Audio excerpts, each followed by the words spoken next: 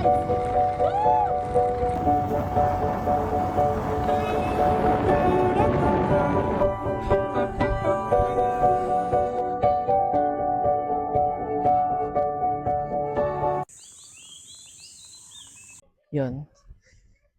So kanina, nung nagdadrive ako, bigla akong naging emotional. Naiyak ako kasi, alam mo yun, sobrang dami ng mga nangyari. Parang ngayon lang ako makakapag-relax. Talaga na sobrang relax.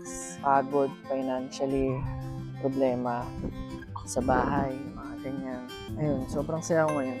Kasi nagawa ko itong mga ganito. Sobrang hirap na kasi ng bahay, trabaho.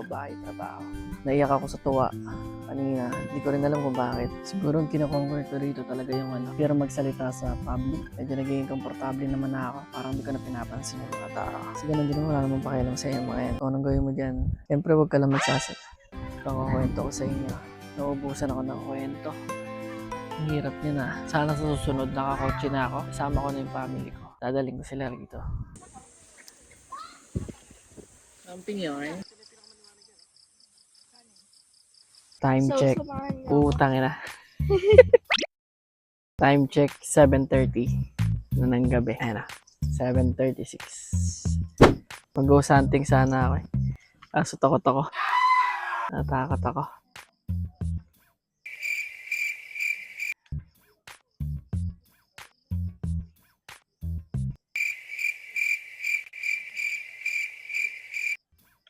Gabi na pero medyo hindi pa ako inaantok.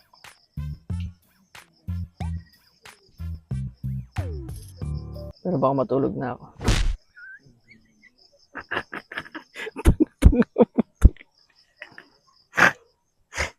Naalala ko pa rin yung ilaw kanina. Dapat yung script ko doon. Bang! Sobrang liwanag. Tangina bang! Tangina sakit sa mata.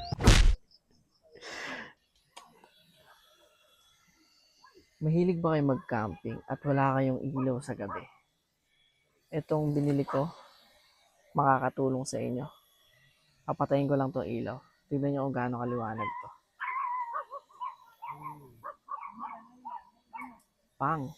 Tangina par. Napapamuro tuloy ako. Ay no. Ang sakit ng tiyan, kakatawa. So yun, good night.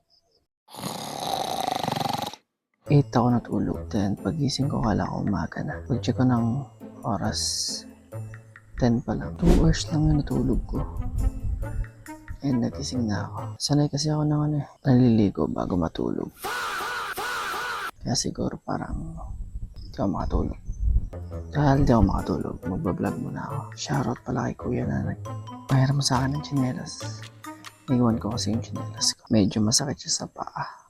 Hindi ako sanay. Pero okay lang kasi. Libre. Alas 10 na. Almost tahimik na lahat.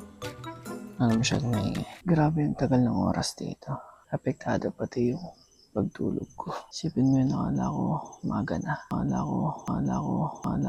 Isipin mo yun, nakala ko umaga na. 2 hours pa lang na natutulog ko. Oo, medyo malamok dito. Natural yun dito. Libot ko sana kay rito Kaso gabi na. Hindi nyo na rin ma-appreciate. So, bukas na lang.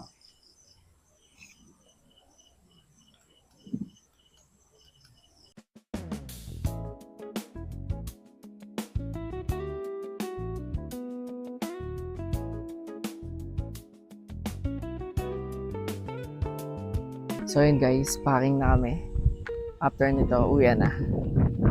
Siyempre, packing nga So, sobrang ganda ng view dito. Parang ayaw mo na umalis. Na para bang gusto mo nang tumira dito. Tingnan mo. Tapos ito. So yun, yung pagbili ko ng pagkain. Success naman siya. Hanggang umaga may pagkain kami. May miss ko to. Sure ako. Yung mga past 11, nakatulog na ako hanggang umaga na. Iniisip ko yung sinasabihin ko. Ito na yung pinakamalungkot na part ng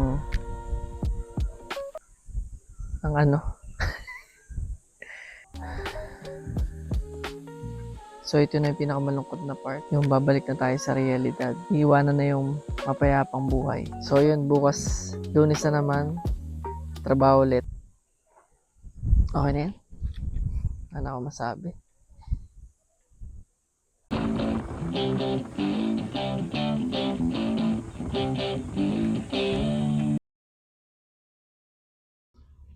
stopover kami dito sa, di ko alam kung saan to, pero sobrang ganda kasi ng view. Nakapakita ko sa inyo.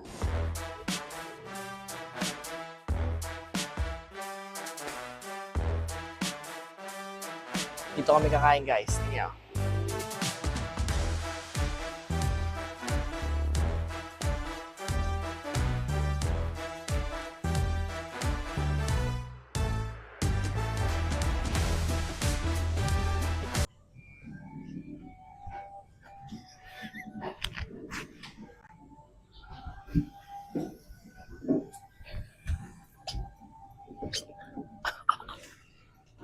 Aray ko, skip. Alam ko na kung anong tawag yun sa lugar na to. Balkonahe. So, ito yung pagkain namin. Ito, lomi. In-order namin. Akala namin maliit lang. Punta kayo rito para malaman nyo kung magkano. Chicken biryani sa akin. Kasi akala ko kulangin. Pero parang ito pa lang. Sobra-sobra na. Kain na. Actually mga pre, ito yung kauna-unahan kong camping experience. At masasabi kong hindi ko ito malilimutan. Nung una akala ko simpleng pagtulog lang sa tent at pagluluto sa labas. Pero habang nararanasan ko, ang sariwang hangin, tahimik na paligid at kagandahan ng kalikasan, unti-unti akong nahuhumaling dito. Dito ko napagtanto na may saya sa mga simpleng bagay, ang pagmasdan ng bundok, makinig sa mga huni ng mga ibon, at makipagkwentuhan sa ilalim ng mga bituin.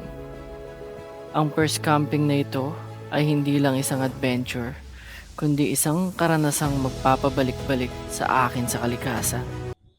Andito kami ngayon sa